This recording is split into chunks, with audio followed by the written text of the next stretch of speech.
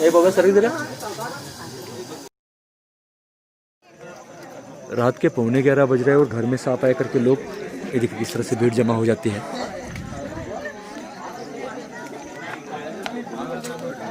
ये पकड़ता है। सांप एक ऐसी चीज़ है जो लोग हमेशा उसको देखने के लिए बहुत ही आकर्षित हो जाते हैं और हम बरसों से सांप पकड़ रहे हैं, लेकिन लोग भीड़ जुट जाते हैं।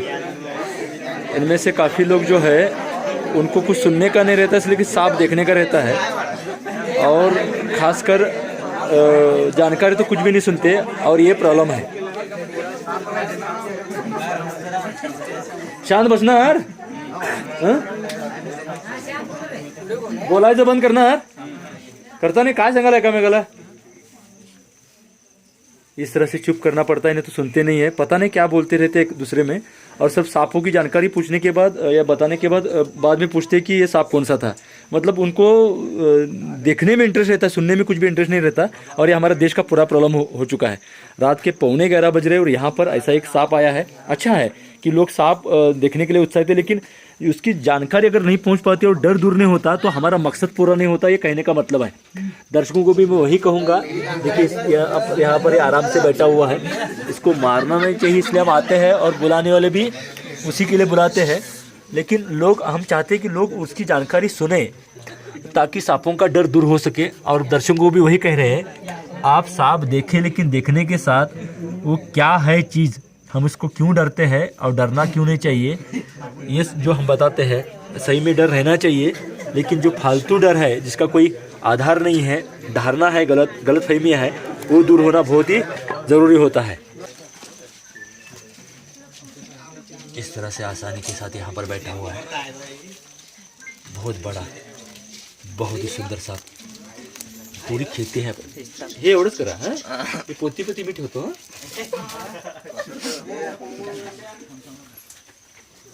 बहुत ही सुंदर, रात दिन सांप सक्रिय रहते हैं, ठंडी जगह पर अक्सर आके बैठ जाते हैं। बहुत ही बड़ा और हेल्दी सांप है, पता नहीं किस वक्त में कौन सा रूप धारण करे, क्योंकि सांपों के स्वभाव पर काफ़ी कुछ डिपेंड रहता है। और डर गए तो वो अपनी जान बचाने के लिए हमला बोल लेते हैं। देखिए कितने नज़दीक आ चुके हैं, कितनी सुंदर इसकी आँखें, आँखों के ऊपर पर्दा बिल्कुल नहीं रहता। और नथुने आप देख सकते किस तरह से है, अपने ऊपर जब आता है तो सांप सोचता है, जीभ निकालता है तो सूंघने का काम करता है। और सांपों को सही में कानों का काम जीभ करती रहती है। मतलब वो जीभ से दूध तो पीने की बात छोड़ दीजिए, वो बहुत पतली रहती है, लेकिन सांप में जो गंध है पहचानता है, वो जीभ बाहर निकालने के बाद उसको चिपक जाती है और अंदर जैकबसन ऑर्गन यानी गंध सूंघने की जो ग्रंथियाँ रहती है उससे उसको पता चलता है। हल्का सा नथुने भी इसका दिखाई दे रहा है सामने। सांप काफ़ी देर तक ऑक्सीजन कंट्रोल करके रह सकता है। उसकी चमड़ी है, उसमें स्मेल कभी कभी मतलब चमड़ी से या गुदा से विशेष प्रकार स्राव उत्सर्जित होता है। और सांप को अपनी शरीर को बढ़ाने के लिए उसको वो जो केंचुली होती है छोड़ने आने वाली होती है, अपनी उम्र को बढ़ाने के साथ अपना जो उत्सर्जन होता है शरीर के निरुपद्रवी पदार्थ जो उसको फेंकने होते हैं, तो उसके लिए उसको केंचुली छोड़ना अनिवार्य होता है। और सांप को एक विशेष प्रकार के यहाँ पर देखिए टिक्स भी होते हैं, परजीवी बोलते हैं, ये देख सकते हैं, इस तरह से रहते हैं। और मतलब सांप तो जहरीला खतरनाक होता है, लेकिन उसके ऊपर ये देखिए किस तरह से है, तो इस तरह से उसके साथ रहते हैं। हो सकता है ये मादा हो, लेकिन बड़ा सांप है। इन दिनों में कंक्रीट कंस्ट्रक्शन की जगह पर बगीचे में जहाँ पर ठंडी जगह है वहाँ पर सांप अक्सर आ जाते हैं। नागों की संख्या ज़्यादा है। मैं दोपहर 2 बजे के बाद ये 8वां सांप पकड़ रहा हूँ। तो इस तरह से बहुत ही सुंदर सांप शांत बैठा है, इसलिए काफ़ी देर उसके ऊपर हम ये कैमरा घुमाते रहे। स्किन जो है केराटिन से बनी हुई है, मतलब जैसे हमारे नाखून बने हुए हैं उसी तरह उसकी स्किन बनी हुई है, इसलिए सांप अपने बाल वगैरह नहीं निकालता। थोड़ा सा मैं आगे गया, 4 इंच दूरी पर आपने देखा किस तरह से वो आवाज़ निकालना शुरू कर दिया है।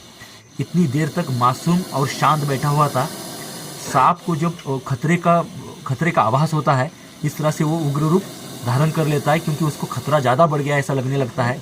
इसीलिए हम हमेशा कहते हैं कि सांप जब तक मतलब उसको खतरा नहीं लगता तब तक दुनिया का कोई भी सांप जानबूझकर इंसान या कोई प्राणी पर हमला नहीं करता है, और स्वाभाविक भी नहीं है, क्योंकि सांप का भक्ष्य या शिकार इंसान बिल्कुल है नहीं, बल्कि इंसान से वो डरता है, और डर के ही अपनी जान को जब खतरा महसूस करता है तब वो काटने को आ जाता है। इस तरह से देख सकते हैं, देखिए बाबा सर इधर। तो इस तरह से इतनी देर से शांत बैठा हुआ, मैंने हाथ में थैली लेते ही ये उग्र रूप धारण कर लिया इस तरह से, और इतना डरता है। देखिए थैली को कवर कर रहा है, और क्योंकि उसको थैली से खतरा लग रहा था। इंसान तो मैं हूँ और इंसान ने थैली पकड़ी, उसको पता नहीं है। इस तरह से आवाज़ है। लगभग 5 साल की उम्र का ये सांप हो सकता है, और बहुत ही सुंदर। देखिए इस तरह से अभी भी कवर कर रहा है। मैं अभी भी 1 फीट दूरी पर हूँ और मोबाइल मेरे हाथ में है, और ये जो निशान है कितना सुंदर, 2 आँखें ऐसे यू जैसा आकार दिखाई देता है।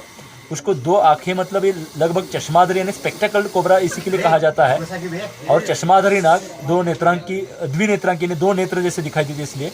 और ये फसलियाँ जो रहती है इस तरह से दिखती, मतलब कितनी लवचिक होती है, इसलिए फुला लेता है पूरी तरह।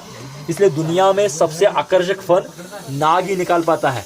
वो अभी भी डरा हुआ है, लेकिन हमला करने से ज़्यादा यहाँ से जाने का रास्ता है क्या वो भी सोच रहा है। मैं लगभग 1-2 फीट दूरी पर हूँ, काफ़ी लोग यहाँ पर है, लेकिन खतरा जितना है उतना ही ये करता है। यहाँ से मैं हट जाऊँगा तो सांप अपना फन नीचे करेगा, और यहाँ से कहाँ तो भागने की सोचेगा। यहाँ तक ही उसका ये रहता है, उससे ज़्यादा सांप नहीं सोचता है। अचानक आपका हाथ या पाँव पड़ता है तो उसको काटने की कोशिश करता है। उससे ज़्यादा सांप सोचता नहीं है। सांप का दिमागी शक्ति उतनी नहीं है, और सांप बदला लेता है, 10 साल तक याद रखता है। उसके आंखों में कैमरा होता है, फ़ोटो निकालता है। ये बात सुनने के लिए अच्छी है, फिल्मों में देखने के लिए अच्छी है, दादी माँ की गोद में बैठकर सुनने के लिए अच्छी है, लेकिन हकीकत में नहीं होता है। ये देखिए कि इस तरह से हमने कुछ हिलाया, उसको कवर कर रहा है, नहीं तो आराम से ऐसे ही बैठे रहता है इस तरह से। कितना बड़ा है देखिए इस तरह से।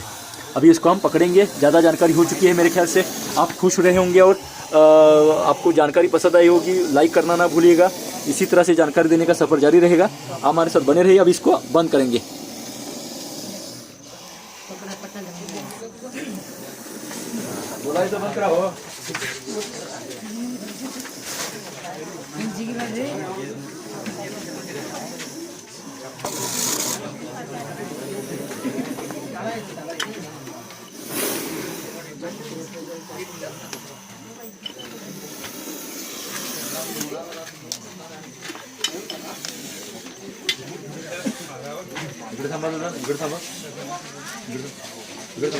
यहाँ पर पकड़ा है तो ज्यादा डर गया है, उससे ज्यादा डरना चाहिए। यहाँ पर सोच भी कर रहा है, देख सकते हैं आप। मतलब ये भी डर के सब कुछ हरकतें करता रहता है, और यहाँ से ज्यादा खतरा लगा तो उसके बाद वो जाने की कोशिश कर रहा है।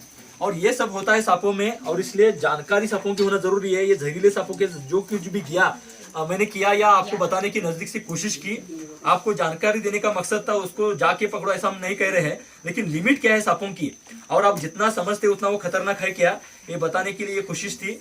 उसकी नकल बिल्कुल मत कीजिएगा। सांप खतरनाक हो सकता है आप जब पकड़ने जाते हैं तो। वैसे भी वो अपने आस पड़ोस में जिंदगी निकालते हैं, जो बताते हैं नेचुरल रहते हैं।